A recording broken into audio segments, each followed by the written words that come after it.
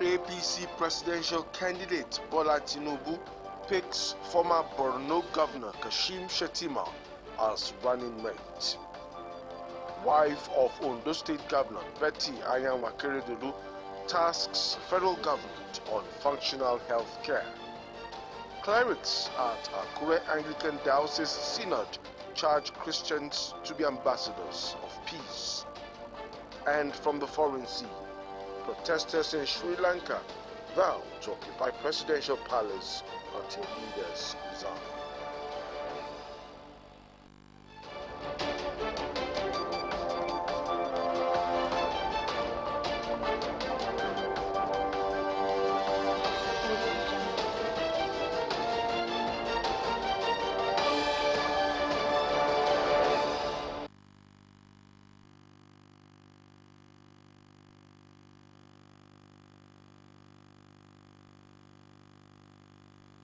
Politics.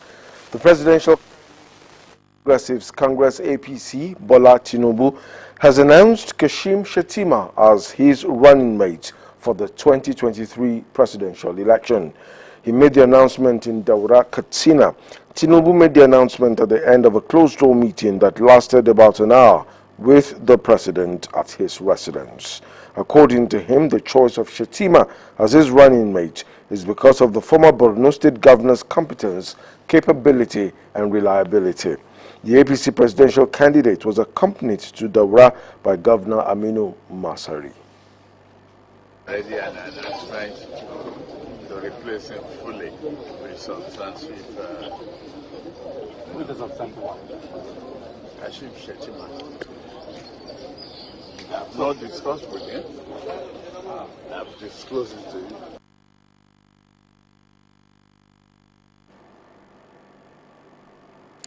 Meanwhile, the placeholder for the vice presidential candidate of the All Progressives Congress, Ibrahim Masari, has resigned. In a letter signed and addressed to the party, Masari said he had the singular honor and privilege of being nominated as the running mate to Asiwaju Tinubu, but after much consultations, he reached the decision to step down to enable Tinubu have more latitude to win the coming election.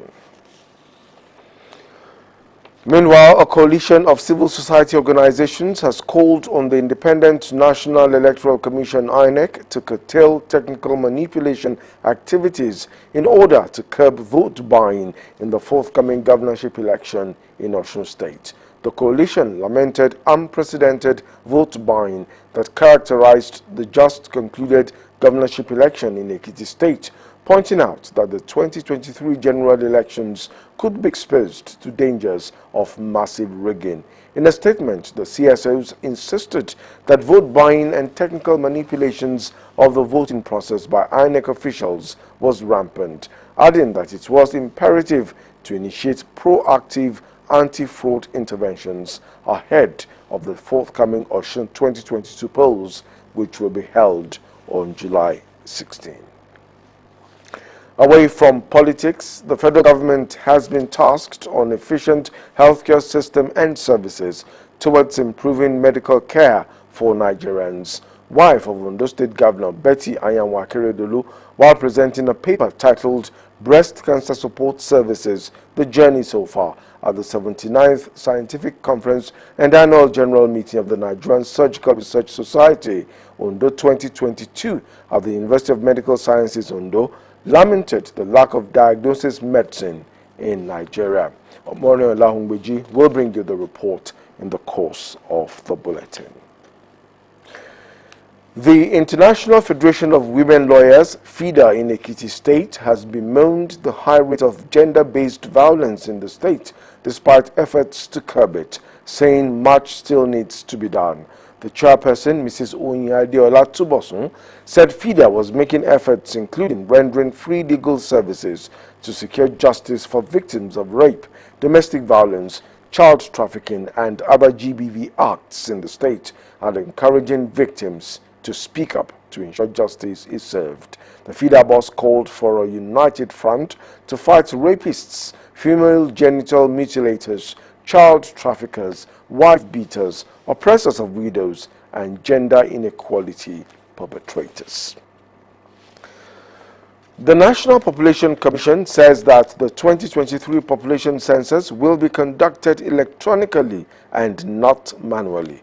The NPC, while saying the era of manipulation is gone, assured that the 2023 census will be different from previous exercises. According to the Commission, all loopholes in the previous census have been blocked, noting that staff have been motivated to guard against corrupt practices. A 26-year-old man, Aloysius Onyekwe, has allegedly excreted 47 wraps of cocaine after he was arrested by operatives of the National Drug Law Enforcement Agency, NDLEA. Onyekwe was arrested in Ibadan following the intelligence reports shared by the Department of State Services, DSS. The Director, Media and Advocacy of the NDLEA, Femi Babafemi, said the desperate bid by the drug trafficker to travel by road to Algeria through Sokoto State with ingested 47 wraps of cocaine in his stomach was frustrated by NDLEA personnel. Also in Oyo State, the NDLEA spokesman said no fewer than 1,900 tablets of tramadol was seized from a drug dealer, Mustafa Ijabula, from Adamawa State. The federal government has declared tomorrow and Tuesday as public holidays to mark this year's Eid al-Kabir celebration. Minister of Interior Rauf Aregbesola, who made the declaration on behalf of the federal government, congratulated all Muslims and Nigerians. Aregbesola, while wishing Muslims a happy Eid al-Kabir celebration, urged Nigerians to take responsibility by reporting suspicious individuals and criminal activities around them to law enforcement agencies with the use of N-Alerts application that has been designed to mitigate security challenges. He also enjoined Nigerians to be vigilant and observant of intruders in their communities. The minister assured all Nigerians of government's protection and urged them to maintain law and order and keep the peace in all situations. You're watching the news at 7. You can also watch us live on our website www.osrc.ng or follow us on Facebook, OSRC TV Ondo, and on YouTube you can subscribe to our channel, OSRC TV Ondo. Stay with us.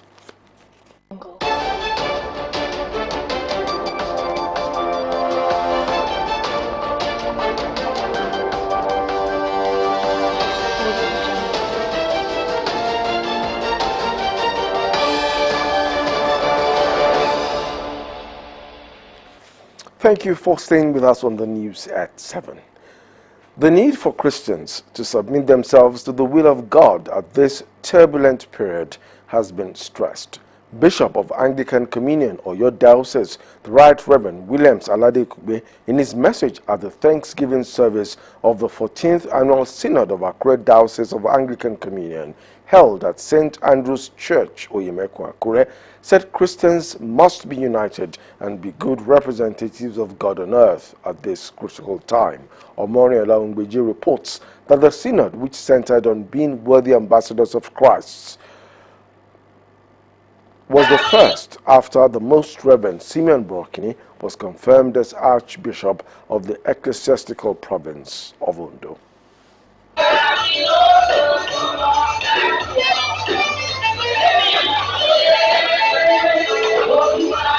The Thanksgiving service of this year's 14th Synod of the Akure Diocese of Anglican Communion attracted dignitaries from within and outside the state, including traditional rulers led by the chairman, Ondo State Council of Obers, and Deji of Akure, Oba Alade Lucy Alade Toyinbo.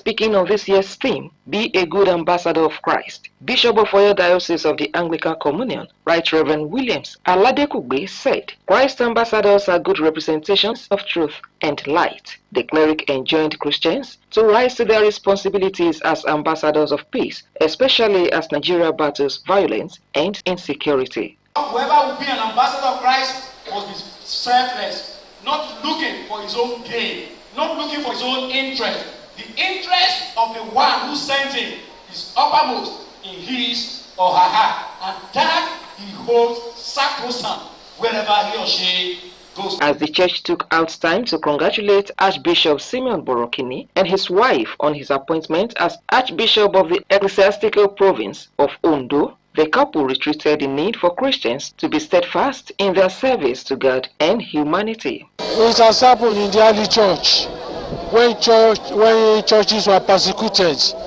but we should be, that is why we say we must be worthy ambassadors, and we must be ready to damn the consequence. We must not allow the problems of this world to affect our faith. What is happening in Nigeria, it is only God that can deliver us. There is no power on earth that can deliver us. It is God. And so we have told our people to be more prayerful and to continue to do good. Members of the Anglican Diocese and clerics joined calls for Christians to be responsible and patriotic Nigerians to save the nation from total collapse. Just like it was in the days of the Israelites, when they were in trouble in Egypt, God raised somebody. A man is enough to lead us out of all the problems that we are in. We are calling on all Christians that even we are in a turbulent time, a time when we do not have safety, a time when we do not know what can happen in the next minutes, that let us trust God, let us obey God. What we need to do is to pray, because the problems has overwhelmed us. It appears it's a divide human solution. It's only God that can see us through. In the midst of the cacophonies of our time, in the midst of hopelessness, in the midst of fear, the church must give hope and give succor to the nation. The Thanksgiving service climaxed the 4-day program of the 14th Synod of the Akure Anglican Diocese. Omoriola Humbiji, Osrc News. The Ashiwaju of Indigbo in Akure, Chief Titus Umenweke, has inaugurated his Council of Members. Performing the ceremony in his palace in Akure, the Ondo State capital, Chief Umenweke charged the cabinet made up of 20 members to work towards uniting Igbos and other ethnic groups in the state. Bisola Luko reports that the event had in attendance several ethnic leaders. The report is presented from our studios. These regalia represent the new status of the cabinet members of Ashiwaju Ndigbo of Akure. Ashiwaju Ndigbo in Akure land, Chief Titus Onwemweke told the new cabinet members to be loyal and work for the progress of the council. He applauded them for their support and tasked them on peaceful coexistence among the Igbos. They have been working with me whenever I call them, and we don't charge money to work. That problem, we will look into your problem to solve it. If you come back to appreciate, well, good. So I want to encourage them to do more. President of Ndigbo in diaspora, Boniface Ibekwe, said Igbos are peaceful people and urged the new executives to work towards progress in the land. People of Ondo State, we are showing our appreciation to them. I'm thanking them for what they have done to the Igbos. And I will extend this, I will spread this news to the Igbos. We are welcomed here, and we will make sure that there is progress. We will cooperate with the Ashiwaju. Our people will be loyal to him. And we, the Igbos, are peace-loving people. Chief Ibekwe decorated them with their regalia while they promised to be up and join in their responsibilities.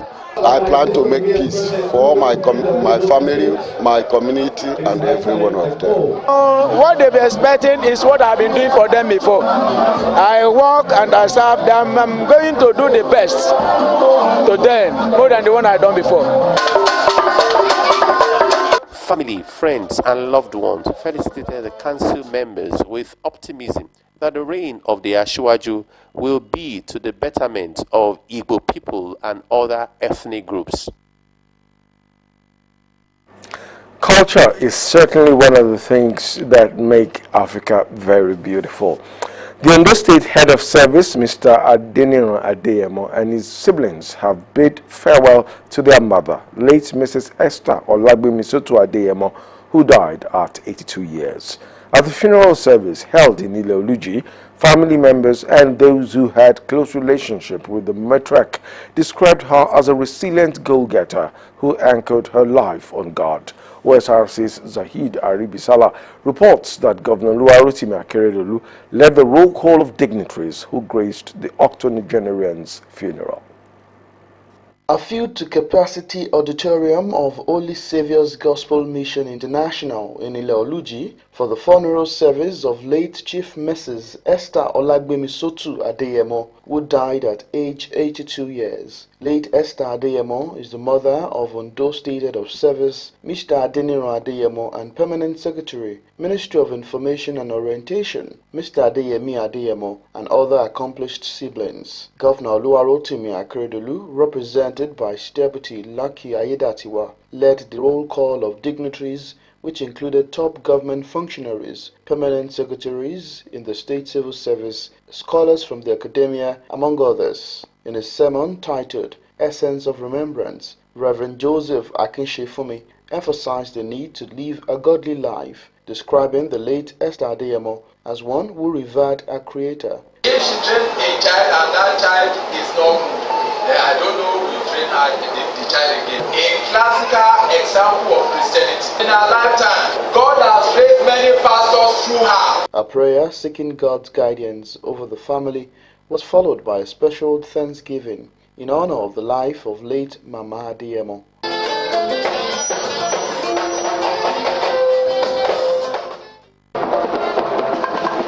The remains of late Esther Adeyemo, who distinguished herself as a rallying point for the family, was interred at her residence in the intermediary axis of Ile-Oluji.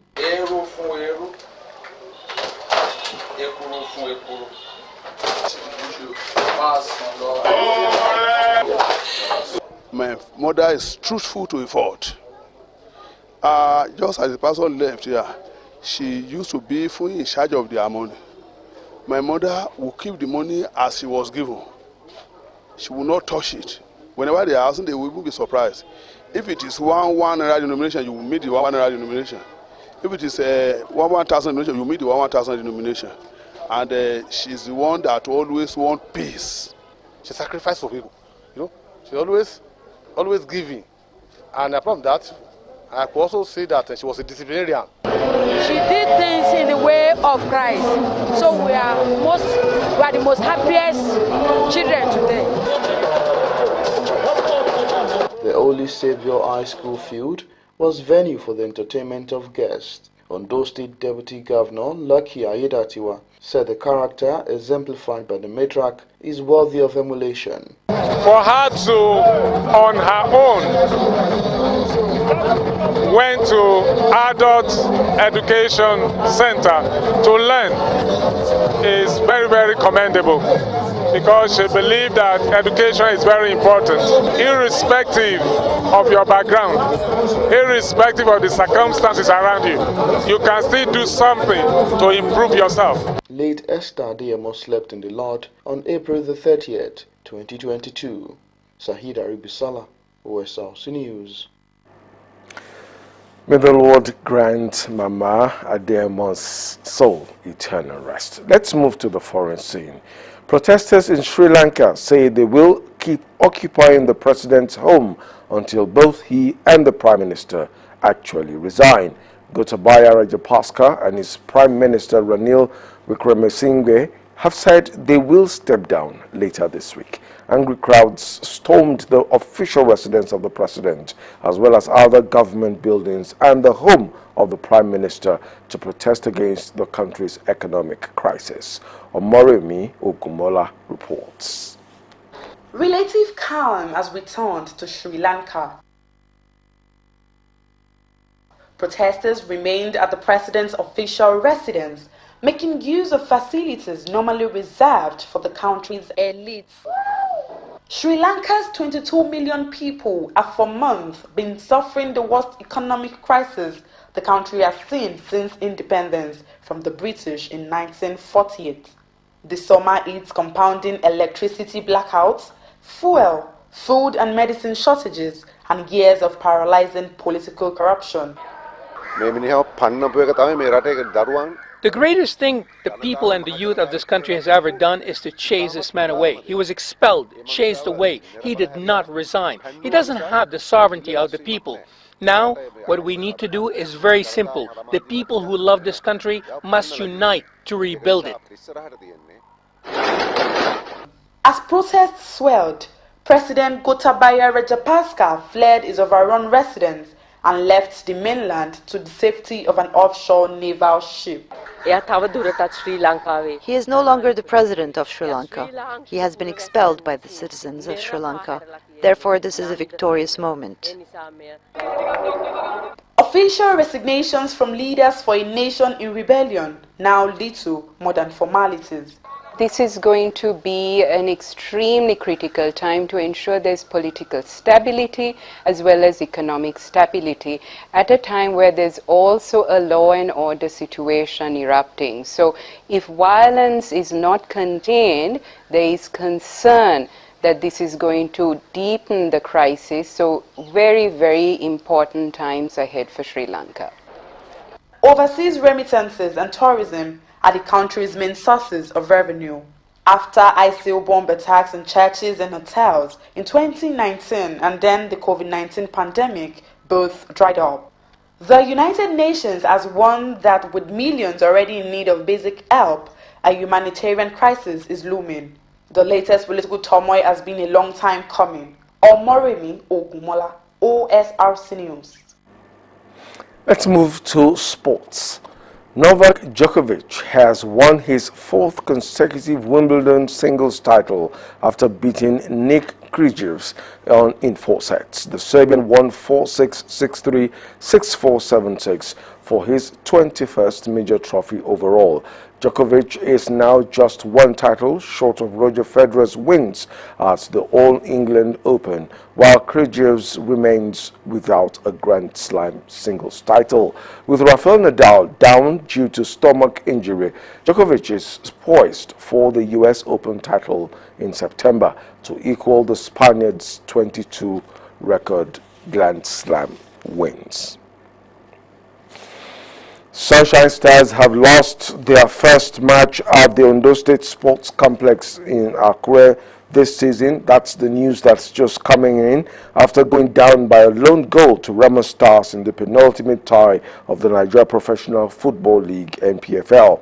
Ekundayo Ojo got the only goal in the 58th minute of the encounter. The loss takes Sunshine Stars down to the 9th position and strengthened Remo Stars' quest for African inter-club competition next season. In some of the other matches decided, Shooting Stars defeated Rivers United 3-1.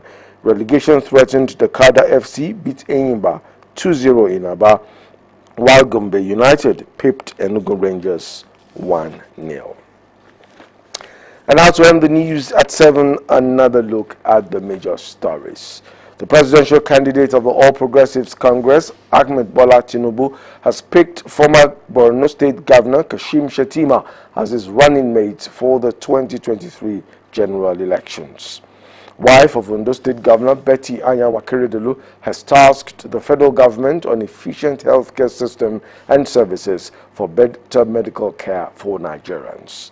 Clerics at the Akure Anglican Diocese Synod have charged Christians to be good representatives of Christ and ensure peace at this turbulent period. And from the foreign scene, we told you that protesters in Sri Lanka have vowed to keep occupying the presidential palace until the leaders resign. That's it on the news at 7. Thank you for being a part of it. Good evening.